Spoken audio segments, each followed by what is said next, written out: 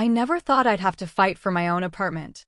But there I was, standing in the doorway, staring at the chaos my parents had left behind, again. And this wasn't just a one-time thing. It was every week. Every single week, I would come home after a long day, craving a moment of peace, only to find my world rearranged. My name is Emma, I'm 26, I work as a graphic designer, and I live alone, or at least, I thought I did. But before we continue, please subscribe and turn on the notification bell for updates. The first time it happened, I assumed I had forgotten to lock the door. That would have been normal, right? But then my dad, David, 55, smiled at me and said, "Don't worry, we still have a key." Thought we'd help.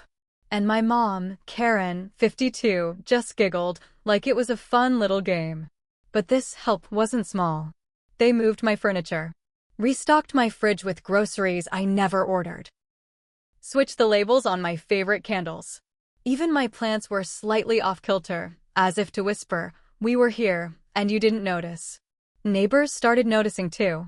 The couple across the hall would peek as I struggled with my bags, awkwardly greeting me with, "How are things?" as if my home were some kind of public space. My friends texted me worried messages after they saw my parents just walk in during a movie night. And every time I confronted them, my dad would shrug, saying, "We're your parents. We're just looking out for you." I tried subtle resistance, locked my bedroom door, hid small valuables. But it didn't matter. They always found a way. And the more I tried to assert control, the more audacious their intrusions became. It was like watching a storm approach, knowing you can't stop it, only hoping it doesn't destroy everything. And then I realized something. I wasn't going to win by arguing. I wasn't going to win by yelling or begging. I needed a plan. A real plan. One that would finally put me back in control of my own life. Little did they know, that plan was already taking shape. But what came next would change everything, and no one saw it coming. It started small, or at least I thought it did. A moved chair here, a fridge mysteriously stocked there. But soon I realized small wasn't the right word. My parents weren't just visiting, they were invading. Every time I walked through my front door, I felt like an intruder in my own apartment. One evening, I came home from a 12-hour shift, carrying a heavy tote bag, expecting to collapse on my couch. Instead, I froze. My coffee table had been rearranged. My favorite blanket, folded neatly on the armrest, when I always left it crumpled, had been replaced with a new one. I hadn't bought it. My fridge? Fully stocked with food I didn't eat, drinks I never buy, and sticky notes with their helpful suggestions everywhere. I tried to brush it off at first. Maybe they were just trying to help. But the pattern became impossible to ignore. My mom, Karen, 52, would show up mid-afternoon to check on me, even when I was working from home. My dad, David, 55, would call me from the hallway while I was in the shower, announcing proudly, "We're just making sure everything's perfect." And neighbors? They weren't subtle. The guy across the hall would shake his head every time I came in, whispering, "Are you okay?" I didn't know anyone else was home. The emotional toll was relentless. I felt violated, frustrated, helpless. I tried asking them to stop. I tried logical arguments. I tried leaving notes on the fridge. "Please don't touch my things." Nothing worked. Every intrusion was a reminder that I had no control in my own space. Humor became a coping mechanism. I joked to my friends, "I found my socks in the freezer this morning." Not even kidding. But inside, I was furious. And then it hit me, arguing would get me nowhere. Complaining would only make them bolder. If I wanted peace, I needed a plan. A silent, invisible strategy that would let me take back control without triggering a battle I couldn't win. I didn't know what that plan would look like yet, but I knew I was done playing their game. Little did they know, their next intrusion would be the one that changed everything, and it would happen sooner than anyone expected. I realized that if I wanted to win, I couldn't do it with words. I needed evidence. I needed strategy. I needed them to overplay their hand so badly that they couldn't ignore the consequences. So I started documenting everything. Every time my parents showed up unannounced, I snapped photos. Every moved chair, Every fridge item I didn't buy, every sticky note with helpful instructions went into a secret folder on my phone. I became a silent observer in my own apartment, watching them unknowingly leave a trail of proof. At first, it felt almost ridiculous. I'd catch my mom rearranging my bookshelf and laugh to myself, thinking, seriously? Who alphabetizes candles? But behind the humor was a sharp, growing sense of control. I started setting small traps.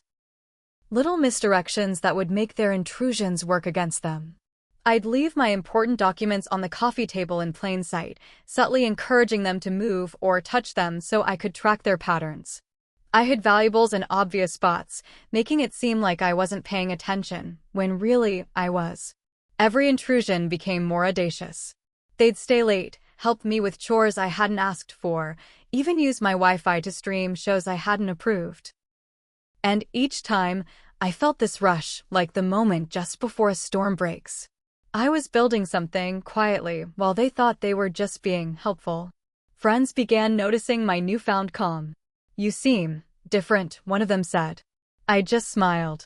They had no idea. My parents, on the other hand, were growing bolder by the day. They had no idea that the very evidence of their overreach would be their undoing.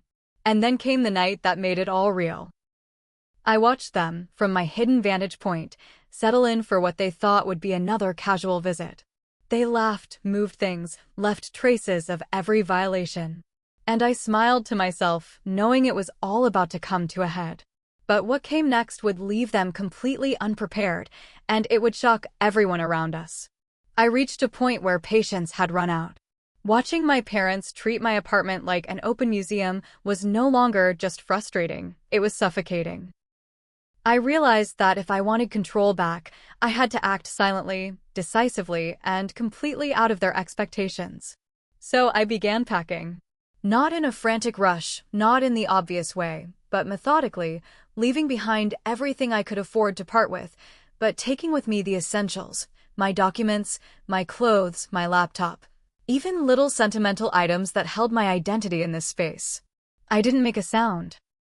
Every box went into the storage corner I'd prepared over weeks, carefully hidden under covers and behind furniture that my parents had never noticed. I felt an odd mix of fear and exhilaration.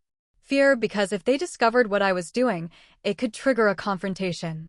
Exhilaration because finally, I was reclaiming what was mine, the sense that I could finally breathe in my own apartment without someone else's fingerprints all over everything. The final night arrived.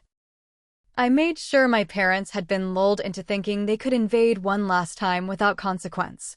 They came in, smiling, carrying grocery bags. My dad joked, "We're just here to help," and my mom chimed in, "Don't worry, we're quick." They had no idea I wasn't there. No idea that every overstep, every boundary they had crossed, had been recorded, logged, and tracked. Minutes later, the police arrived, acting on anonymous complaints about repeated break-ins in the building. My parents froze, bewildered, as officers explained the situation. My dad stuttered, "But we have a key." The irony wasn't lost on me. The very key that they had relied on to bypass my privacy had become the instrument of their embarrassment and accountability.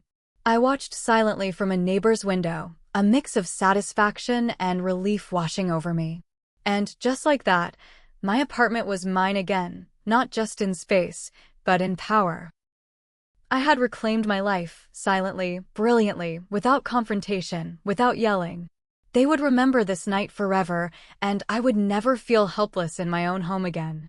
But even after all of this, there was one lingering thought that wouldn't leave me, one question I knew I'd have to face sooner or later.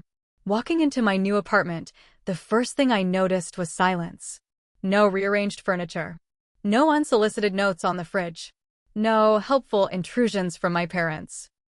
Just me and the space I had earned. For the first time in months, maybe years, I could breathe. I realized then that this wasn't just about moving boxes or locking doors. It was about reclaiming my boundaries, my autonomy, and my peace of mind. Every photograph, every video, every subtle trap I had set was proof that I could protect myself without losing my cool, without arguing, and without compromising my sanity. Reflecting on what had happened, I understood something important. Independence isn't just about living alone. It's about asserting control over your life in ways that others, no matter how well-meaning they think they are, cannot overstep.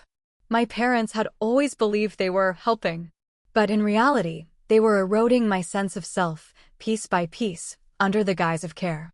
And in that, I learned an unexpected lesson. Sometimes, the most powerful actions are quiet, calculated, and invisible.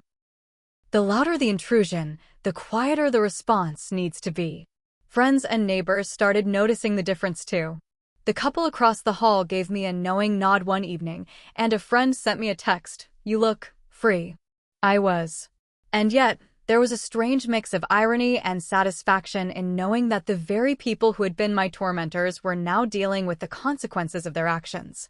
The police had left, the apartment building had been alerted, and my parents, well, they had no idea how carefully I had orchestrated every move. I left the old apartment silently, one last glance behind me, knowing I would never return.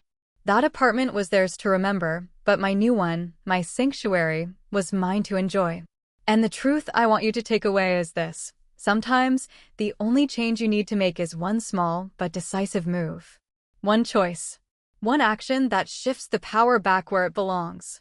So, I'll ask you, how far would you go to protect your own space? And would you have the patience to let the lesson unfold silently, smartly, and devastatingly? Think about it. Because once control is yours again, life will never feel the same.